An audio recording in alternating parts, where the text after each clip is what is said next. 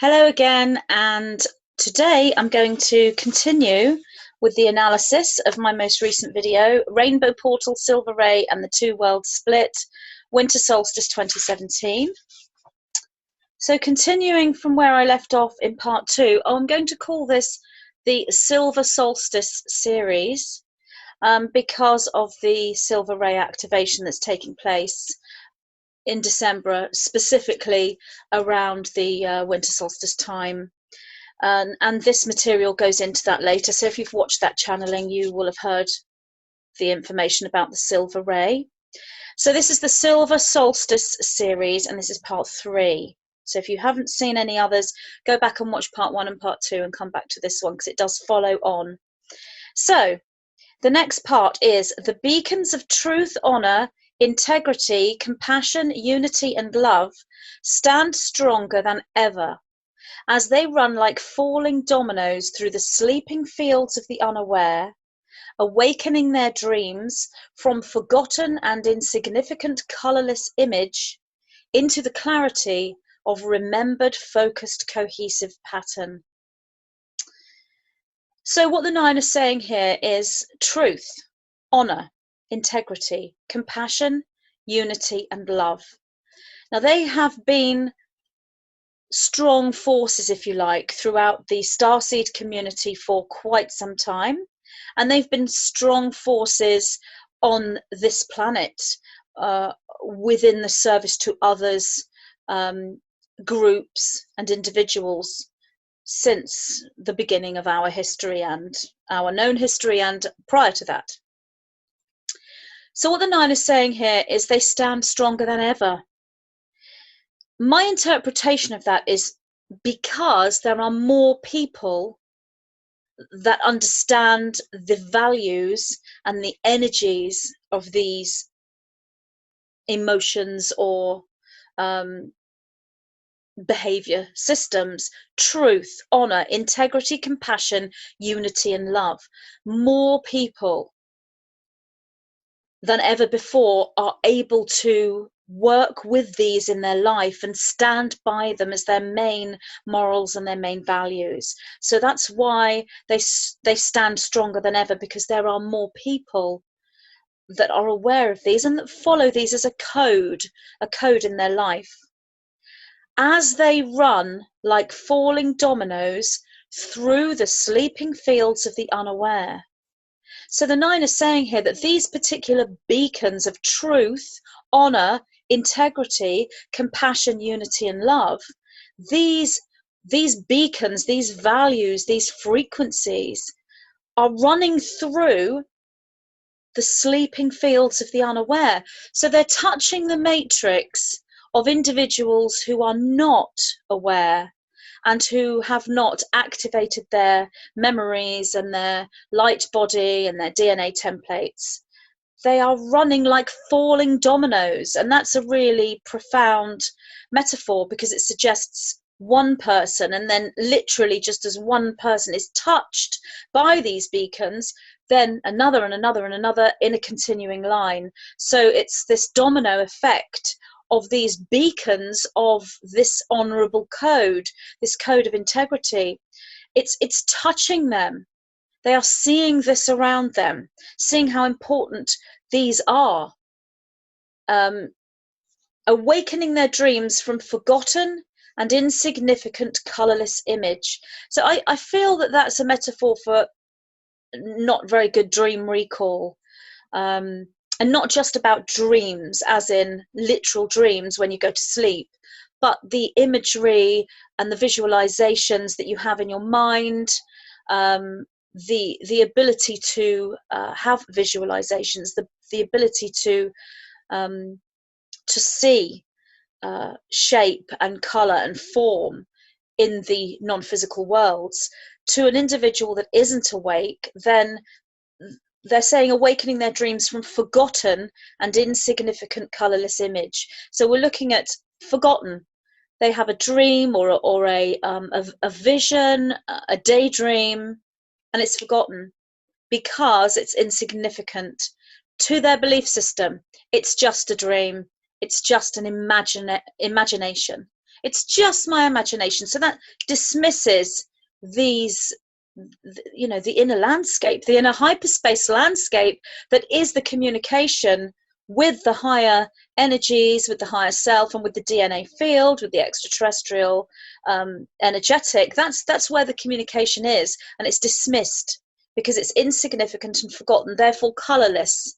And if you've ever remembered your dreams prior to your awakening, and then remembered dreams that you've had since your awakening, or in a moment of lucidity, you will know that those dreams are so much more vivid in color, and that the other dreams that are just sort of recycled subconscious images that may have occurred in the day, where the brain is sorting out patterns and things that you haven't noticed on a conscious level, that seems to be grey and colourless and sort of doesn't have so much weight, doesn't have so much meaning. But when you have a precognitive dream, an intuitive dream, or if you're in a lucid dream or moving into astral travel, the landscape will be vivid in colour. So awakening their dreams from forgotten and insignificant colourless image into the clarity of remembered, focused, cohesive pattern. So these sleeping, unaware individuals, these frequencies of truth, honor, integrity, compassion, unity, and love are moving through their dreams, their meditations, their inner landscape. And that's what this is about, because we all share the same inner landscape.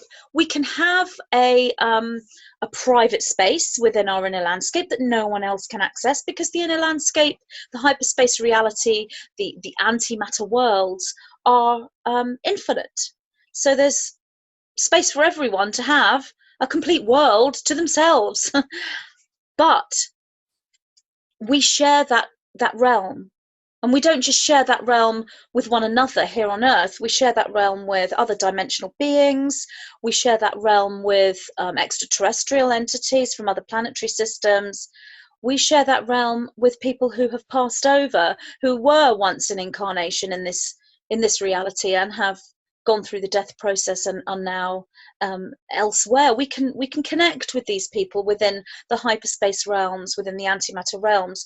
So every time somebody wakes up and has a knowing, a vision, an epiphany, that creates a pattern for other people to access.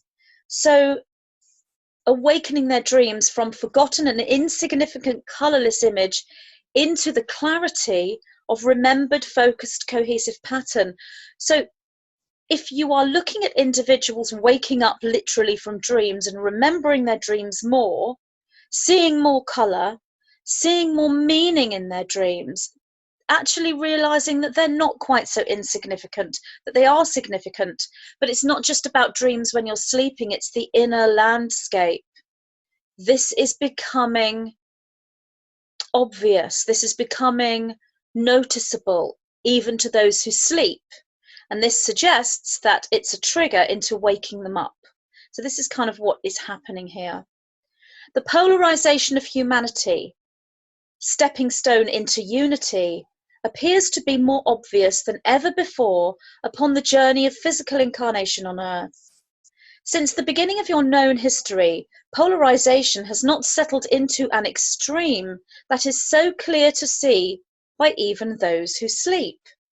So, very obvious, really, this section. The polarization of humanity, which I spoke about in part one of this Silver Solstice series, is a stepping stone into unity.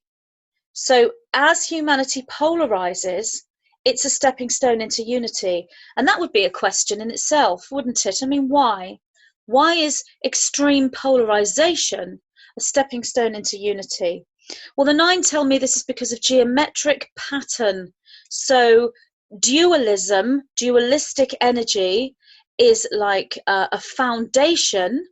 And when that dualistic energy is activated or transformed, it creates a trine, it creates a triangle, and then there's a third point So then we have this trine, this Holy Trinity, and that moves into the next sort of geometry from there, which is this intricate sort of Merkaba geometry shape, which is a unified shape, a unified geometry. So dualistic polarization is that first sort of landing pad before that trine, that sacred trine. And the nine speak later about the split of the two worlds and how really this is a split of three worlds. It's a three-world split. I'll talk about that later. So that's what we're moving into. We will be able to see a sacred trine, a holy trinity here in a physical form, but that's not now. That's like in the future, later on down the line. At the moment, we're seeing this separation of polarization.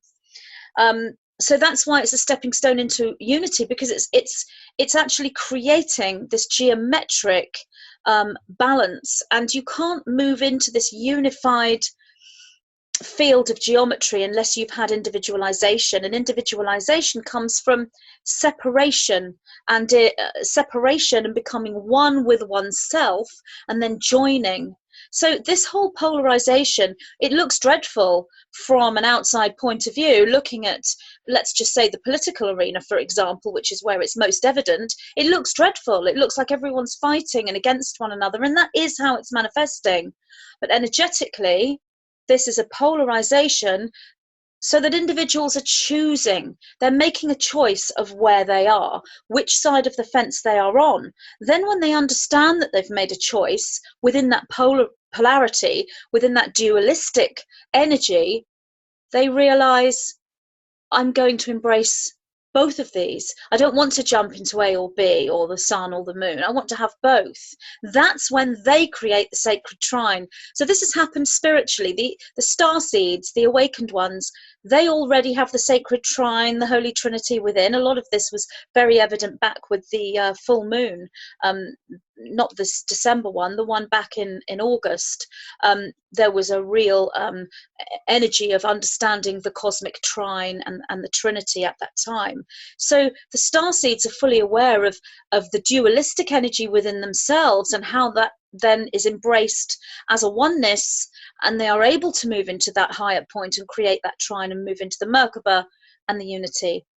But this hasn't been evident in the physical reality, in the third dimension, in humanity, and now it is. So now we really are seeing the stepping stone into unity. So easier said than done to actually look at a dualistic extreme polarization in humanity, look at people who are against one another, who are very, very polarized into two groups, and actually sit back and say, oh, well, that's a stepping stone into unity. It's the truth, but we can't lean on that. You can't use that as an excuse to not look at it. You can't just say, oh, it's fine. It's all gonna work itself out because it's a stepping stone into unity. That's all true, but we have to create the unity. We're the ones who have to work to integrate the energies within that dualistic energy. So that's what the star seeds are doing. Since the beginning of your known history, polarization has not settled into an extreme that is so clear to see by even those who sleep. So, and they're also saying, this appears to be more obvious than ever before upon the journey of physical incarnation on Earth. So there's never been a polarity of this extreme, obvious presentation that there is now, ever, since the beginning of your known history. Going beyond known history, we're looking at other civilizations, which is a whole other transmission. But looking at Atlantis, they would have gone through something similar. They would have had a polarization. They would have had an extreme polarization there. And that would have moved into a trine and into a unity, as they would have gone through an ascension process and a transformation. And we're in a different age, a different Earth, really, from that, even though it was here on Earth. So it's never been so extremely polarized as it is now. so clear to see even by those who sleep, because individuals who are not enlightened and awake and aware don't necessarily see the geometric shapes and energies within humanity. They don't necessarily see these extremes, and they certainly won't be analysing them and understanding that it is part of a movement, that everything follows a higher geometric formation, and that we mirror that higher geometric formation. They may not analyse that and understand that, but they can see it. They can see the extreme polarisation, even if they're not awake and aware. The two worlds split, creating the new fifth dimensional Earth and the old third dimensional Earth. So this is a big one. It's just one sentence, really. And the main reason why I wanted to do this analysis really was about this two worlds split, because it is really, really interesting and really significant. But it's also quite misunderstood, I have noticed, in the sort of light worker community. It is a misunderstood metaphor, really. Because and it's understandable. It's understandable why it's misunderstood, because what the nine are telling me, and it is hard to get your head around it, the two world split. Many will interpret this as planet Earth being one planet splitting into two planets and having an old Earth and a new Earth, two Earths sitting side by side. That is not incorrect. It's not just metaphor either. But in the third dimension, in the one reality we exist within, there are not two Earths next to one another in a literal physical sense. So we wouldn't be able to sort of, get a telescope and look over into space and see another Earth, and there's all these sort of star seeds living on one Earth, and then unawakened individuals on the other Earth. So it's not literal like that. Neither is it fully a metaphor either, and I think this is where the misunderstanding comes, because many will feel that this is a literal jumping from one planet to another, and that there will be two Earths. Now, that is the case, but not in the same section of universal third dimensional space. What's actually happening here is a splitting of dimensions. So we can look at many different models to explain this.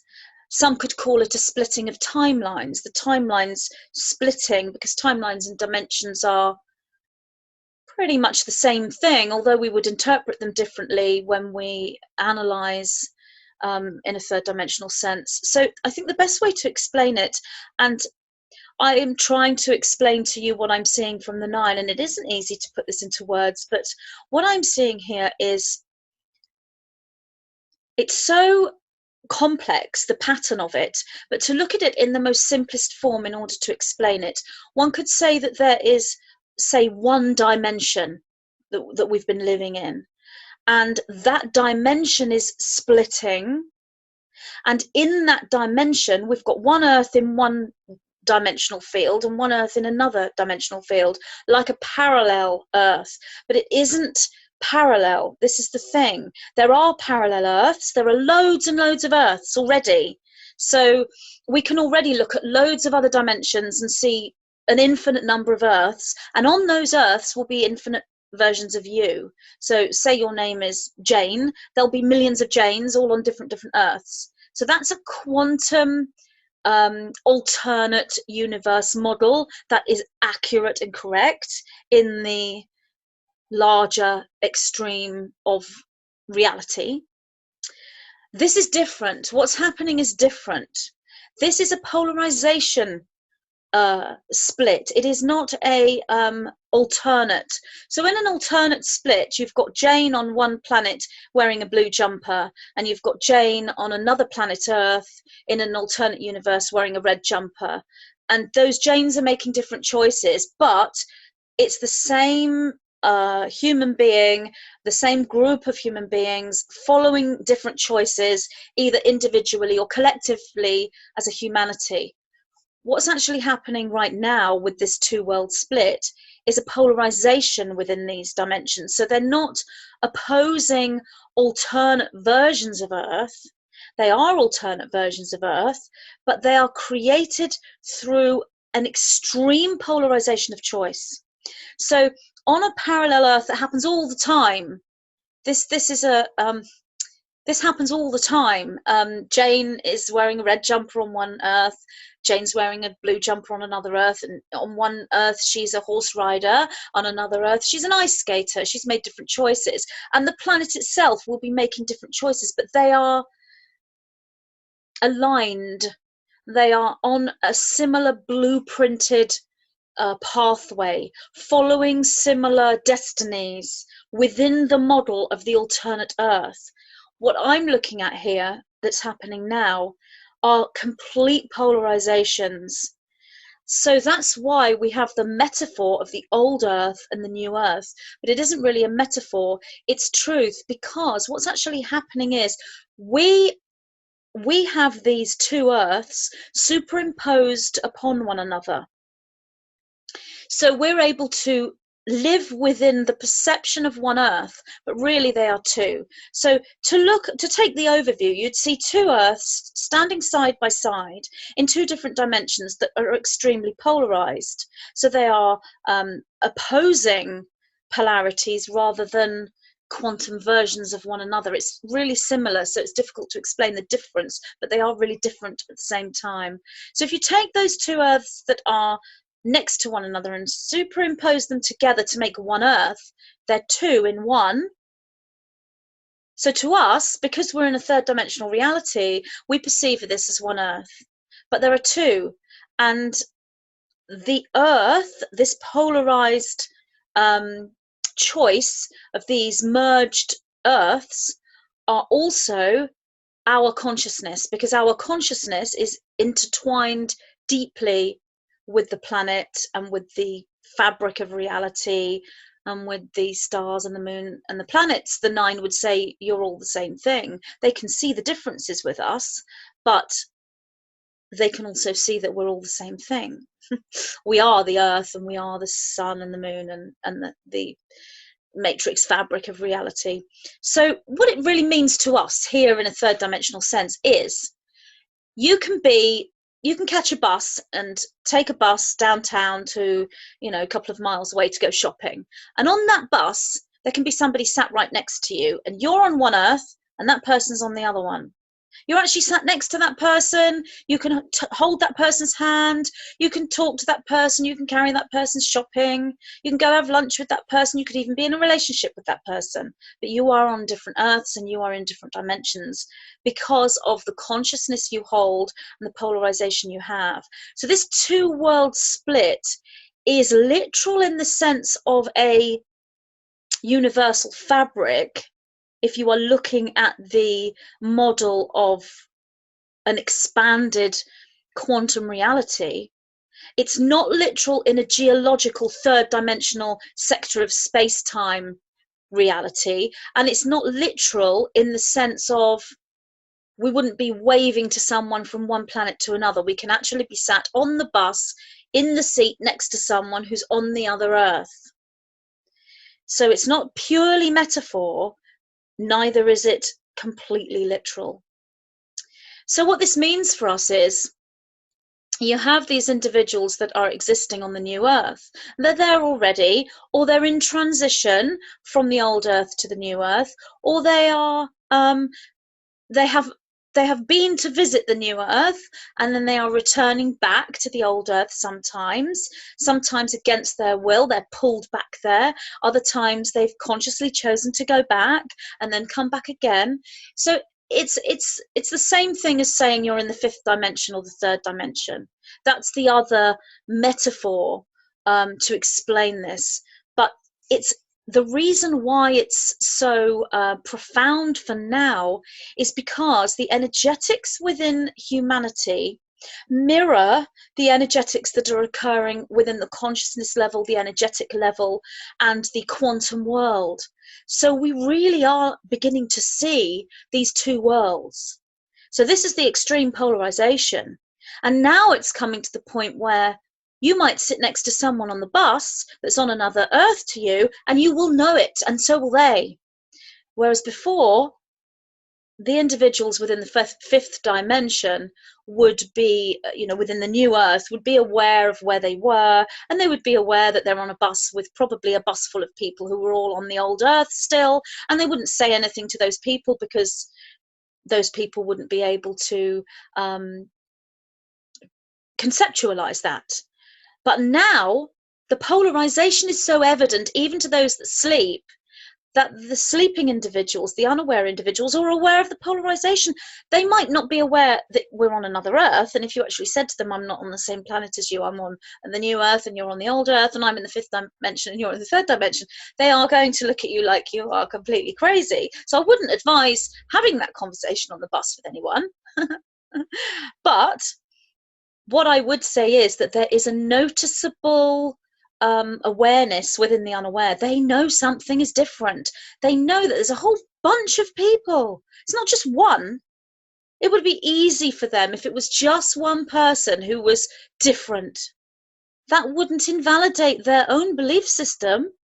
They would just think that person's crazy. And that's how it's been all this time. But now, all of a sudden, there's a massive, massive movement of people that are in this polarized place. And not just someone you met on the bus, but journalists and reporters and politicians and teachers and doctors and people in the police force, and you name it. There are people that are polarizing within that new earth who aren't even necessarily aware of any kind of religion or spirituality. But by virtue of these beacons of truth, honor, integrity, compassion, unity, and love, they have found that rainbow bridge and they've made that crossing. They don't need to be aware of any particular religious or spiritual doctrine or path or imagery. It's happening to them. So I hope that's explained a little bit about this two-world split. So I will leave that that sort of section there now, and I will mark with my pen where I am.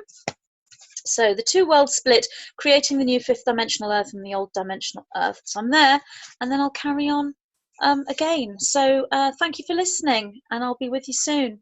Bye.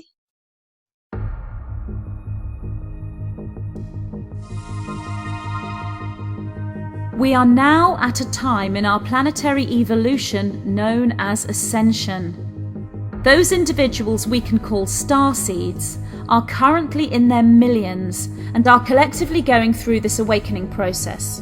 In this book, the 9 bring forward memory triggers designed to act as a catalyst into the awakening process. They present a model of working with the individualized matrix field, known also as the Merkaba, through matrix architecture, Merkaba magic, and the golden triad of ascension, presenting an in-depth analysis and explanation of the twin flame consciousness and how this relates to the ascension, as well as providing triggers to the collective memory experience known as Atlantis.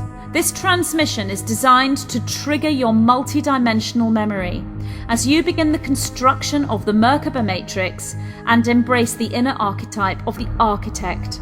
The triggers contained within this material are there to assist you in accessing the codes for the new formation of the original crystalline DNA matrix.